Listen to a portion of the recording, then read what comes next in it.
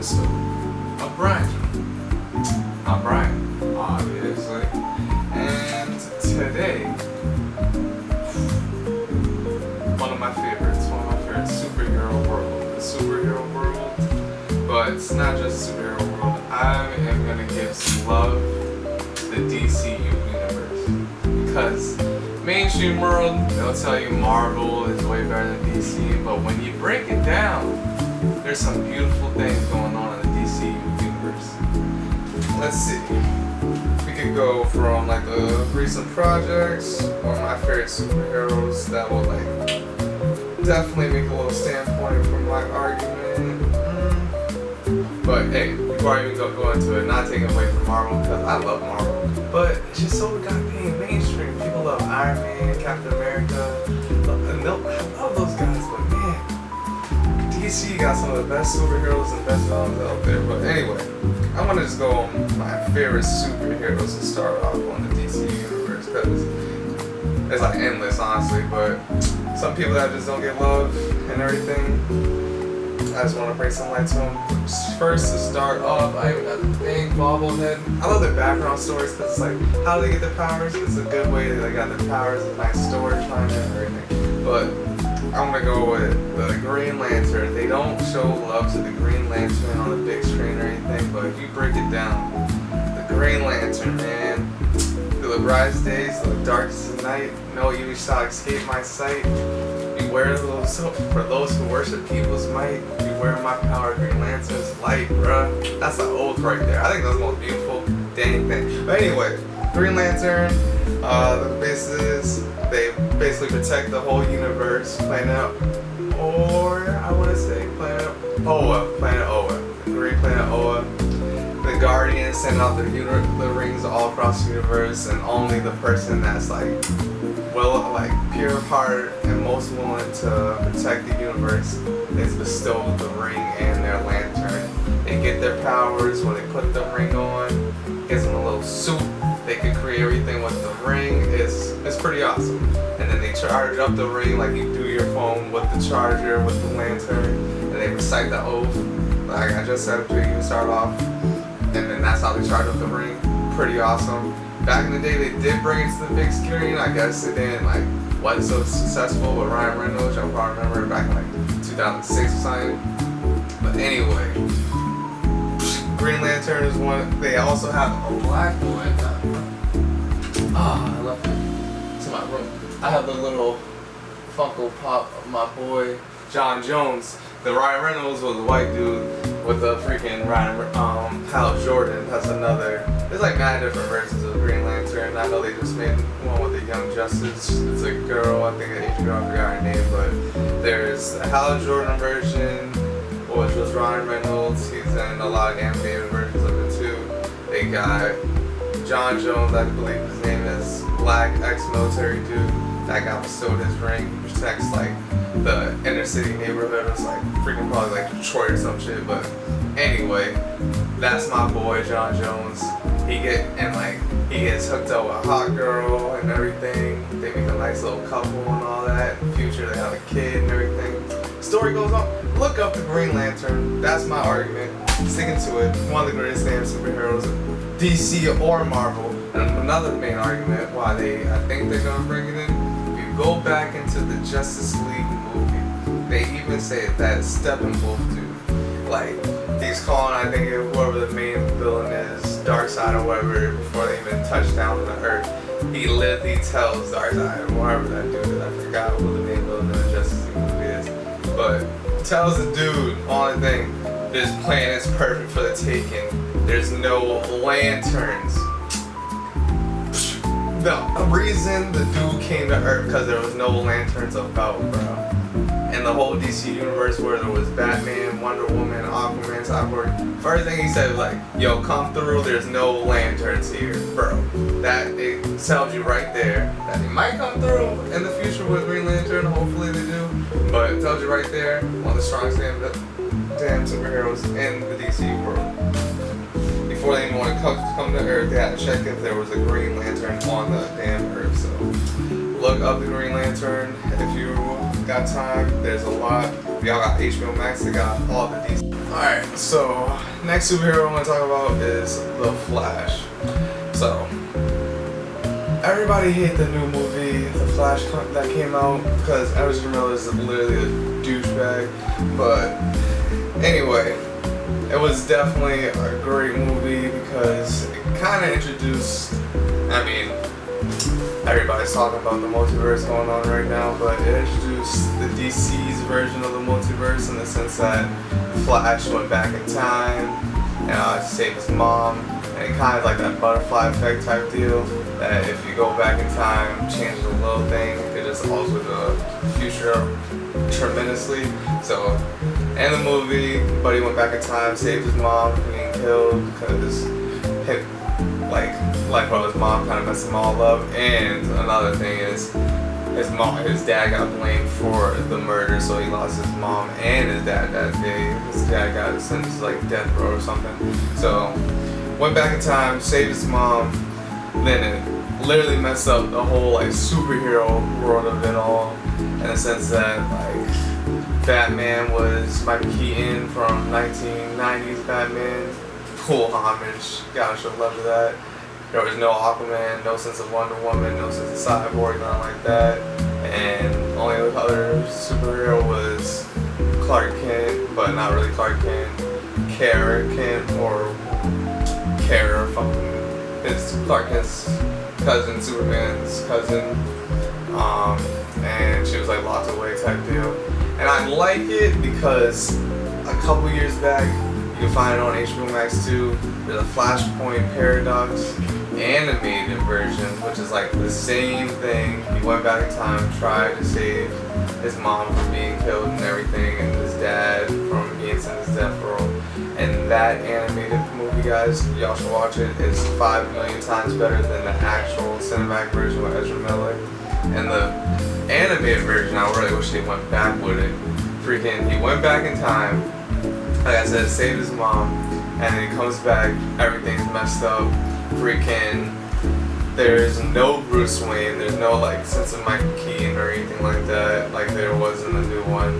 And Michael Keaton was still Bruce Wayne. But in this animated version, there's no Bruce Wayne, nothing. He was the one that got killed in the alley, which is cool. I thought Bruce Wayne was the one that got killed in the alley as a kid, and his dad was the one that witnessed the murder. So his dad became Batman, but like this version of Batman was like a total badass, didn't care about killing or anything, and like would just murk everybody, which is pretty cool to me. Like I said, HBO Max, if you got it. Flashpoint Paradox, it's the animated version. Aquaman is like, Aquaman and Wonder Woman are like the rulers of Earth. They use their superpowers just like destroy everything and like rage war and everything. And Batman doesn't even fight like just or anything, bro. He just like stays in Gotham just murdering people. There's no Superman.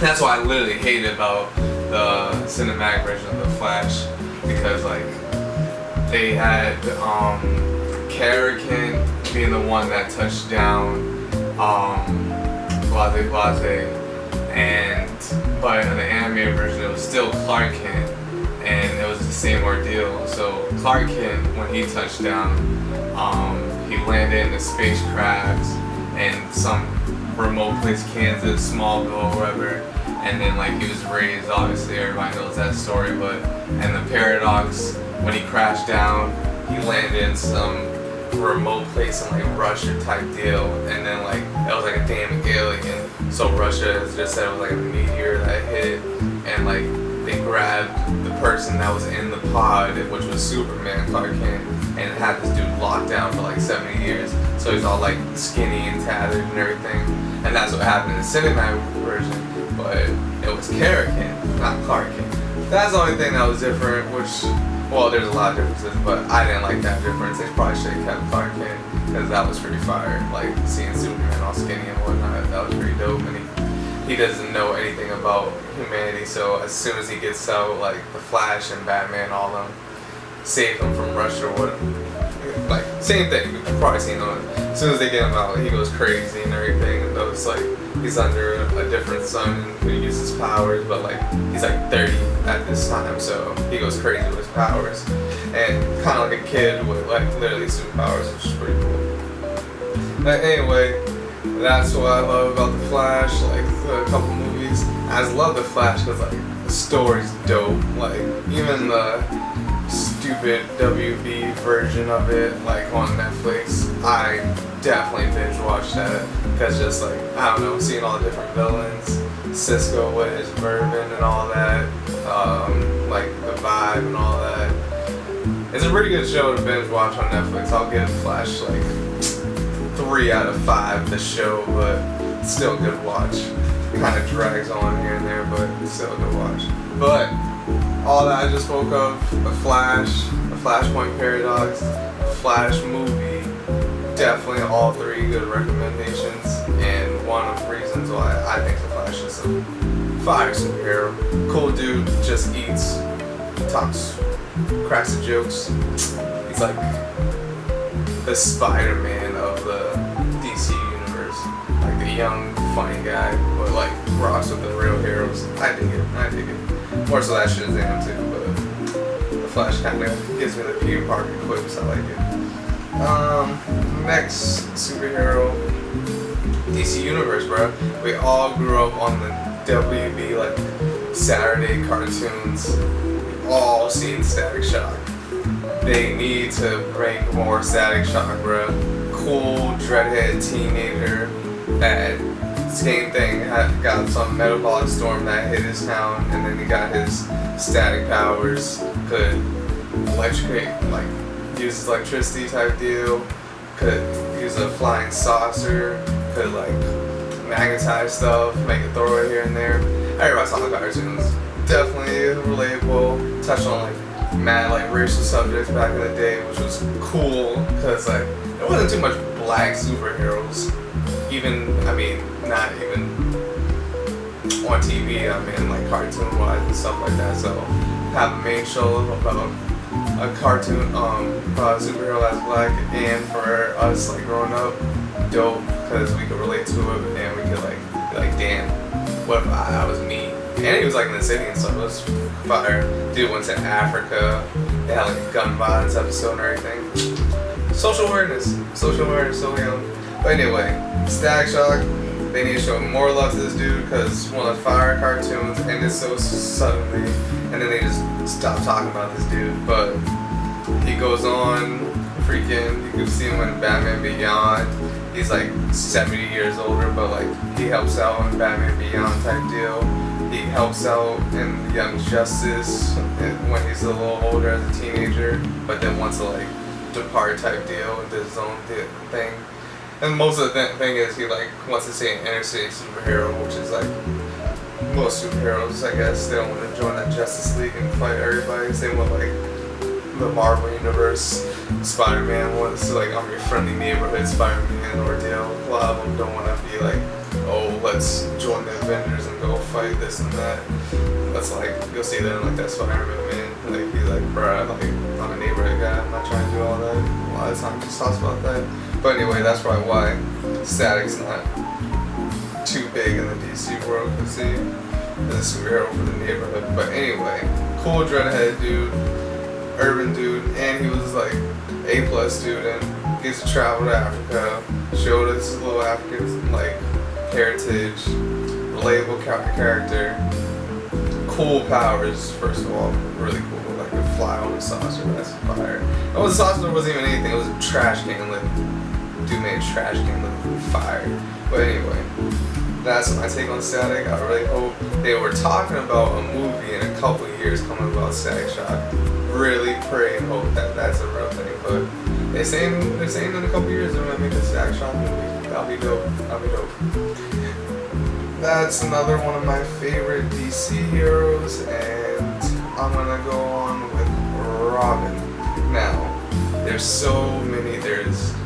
That's another cool thing is because Batman just needs a young ward, as they say. But anyway, before I start the clip, I forgot to mention Jason Todd in this Robin clip. Jason Todd is a bona fide badass, bro. On the Teen Titans, they literally showed him going off. I'll show you the quick clip of it. Going absolutely off, kicking ass, he took Dick Grayson's position after Dick Grayson left to be Nightwing, and is just holding it down for Bruce. He thinks it's like a sweet deal and everything, and then he soon later on becomes Red Hood and is corrupted by Jordan Tetch, Mad Hatter. That's on the Teen Titans. Even on the comics too, he assumes the role as Robin and is same thing, kicking some ass. There's Damian Wayne, Batman's actual son that he had with freaking that crazy Ra's al Ghul's daughter. Freaking, I hate that word. What is that girl's name? Anyway, that his arch nemesis Ra's al Ghul. He slept with his daughter and had Damian Wayne, which is like evil ass little kid, but like loves his dad, Batman, Bruce Wayne, but like he's a badass. And then like Batman tried to take him under his wing, but Damian Wayne don't give a damn. Like he always sees all those other superheroes weak and think he can take them. That's why I think it's fire. There's on HBO Max, all that stuff's on HBO Max. There's Batman's son or whatever. There's Son of Batman, stuff like that. That's what Damian Wayne. I'd check that out, cause what's it called? The mother thinks he's too out of control where he's at and wants them to get some guidance from Bruce. And so Bruce takes him under his wing, and Damian comes to Gotham kind of just like, nah, I want to do my own vigilante thing and does his own thing. And then even Batman tries to get him into the Teen Titans type deal, trying to show him like group bonding, I guess. Starts kicking the Teen Titans ass, like Blue Beetle. He's like, yo, I don't even need weapons, bro. I am a weapon type deal. Pretty badass for like a 10-year-old type deal to say at the time, against people with like guns and stuff. Like Damian Wayne, man, cool Robin. That's the number one Robin, I think. And then you got freaking Dick Grayson, I believe his name is Dick Grayson. Kind of later on becomes Nightwing, and that was one of the first Robins. And then like he becomes Nightwing because he hates the way Bruce does things and wants to depart from Bruce's shadow and everything. Grows up, and Dick Grayson grew up with the Flying Graysons. They were like a circus team, and it was like the same ordeal. His parents got killed in front of him, and Bruce Wayne felt bad type thing, took him as an orphan, and then like later on raised him to become Robin and help him fight alongside Batman type thing. But I guess there later on, Batman was too strict. He hated Bruce Wayne's rules and life, like living under that house and doing everything Batman's way. So he departed, became Nightwing, came back, helped out Batman, helped start the Teen Titans, ran Teen Titans for a while. Dick Grayson, I believe, is, if you saw the cartoon Teen Titans, that should be Dick Grayson, that Teen Titan version. I believe that's Dick Grayson. And then there's another one, even on, there's a new Teen Titans, the live action one, and there's there's Nightwing, played by Dick Grayson, the older dude, and then there's now a younger, Timothy something, but whatever. Tim's the new one, and I don't know, I hate him on the Teen Titans. I don't know. The new Teen Titans, but the new Timothy Robin, he's the worst actor I've ever seen. And I've seen a lot of stuff, and top 5 worst acting things I've ever seen, definitely. So he knocked on that Robin role for me out of all the 3. He's definitely the bottom. But Robin is no doubt one of the fire superheroes that doesn't get too much love, but should always check him out because he kicks some ass. Robin's pretty badass. He doesn't even need Batman too. Like everybody be like, oh, that's Batman's son. Robin don't need Batman, bruh. Robin don't need Batman. Joker definitely kills a couple Robins, but that's besides the point. Because Batman never caught Joker, so like Robin gets killed by Joker, but Batman just let that dude Joker go here and there, so even he ain't no match for the Joker, so I'll give some Robin some love. And last but not least, we went by The Flash, Green Lantern, One Love, John Jones. Robin, Static.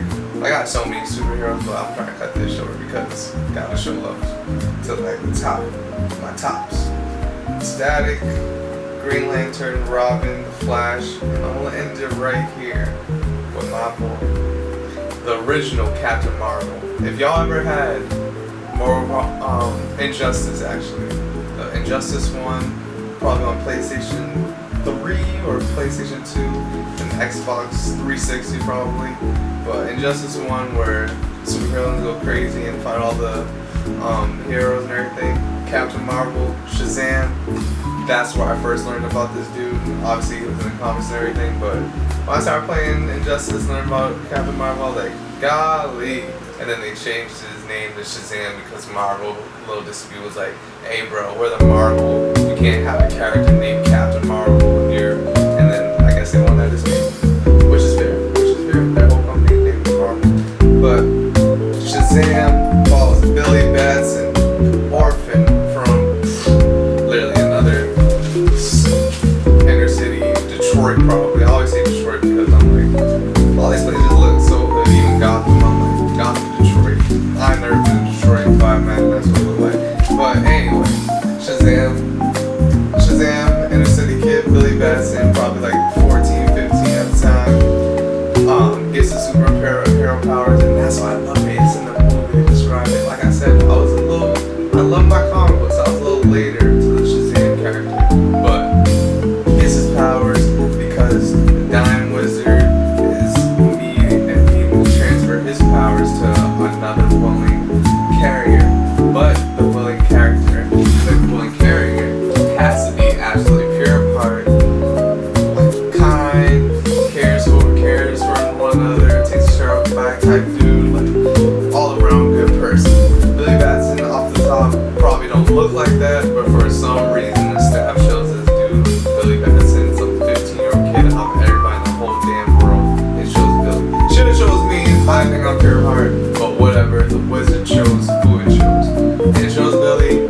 Billy, as soon as he says the word Shazam, which stands for all those Greek gods, honestly, Solomon, I want to say Hercules, probably Apollo, Zeus, freaking Venus, Mercury or something, I don't know, Greek gods. That's what the Shazam acronym stands for. But whatever. As soon as he says that, he gets his powers, transforms himself to the ultimate being of Billy, which is this like jack dude that could shoot lightning, fly, basically impervious, kind of like same as Superman, but I think Shazam and Superman often actually fought it a few times. They go at it because Billy don't like the way Justice League do stuff, so Shazam and Superman definitely go at it a few times, and he bits it. Shazam could hold up against freaking Superman, even at the end of Black Adam, which is Shazam's anti-hero. Black Adam, at the end of it with The Rock, they had to send Superman to hold down Black Adam, who has the same exact powers as Billy Batson. So that shows you that freaking the Shazam power, or whatever that wizard power is strong as hell. It could even fuck with like Kryptonians, which is dope. So Shazam, all powerful, cool dude, because he's literally a kid that got these superpowers, and then he gets to chill with the Justice League and everything. And it's literally like the freaking 13-year-old kid amongst all these like heroes that's probably like the late 20s, early 30s, which is funny to me. And then they have to trust him because like it's Shazam, they need him on the team. Such a fire movie too. I teared up at the end because like they have to have 7 brothers and sister whoever to fill the throne of their kingdom of Shazam type deal. And he's an orphan, and then at the end he has the power to transfer his power to whoever he wants just by as they grab the staff and say the words together, bro. And he grabs the orphans he came to know and love, and gave them their power. I thought that was the most beautiful damn thing. Had me so sad. Wasn't ready for it when I first saw it. I swear I tore it up because I was not ready for it. That was beautiful, but I think that's cool to transfer his powers to anybody if you want to. That's a dope power to have. Literally, could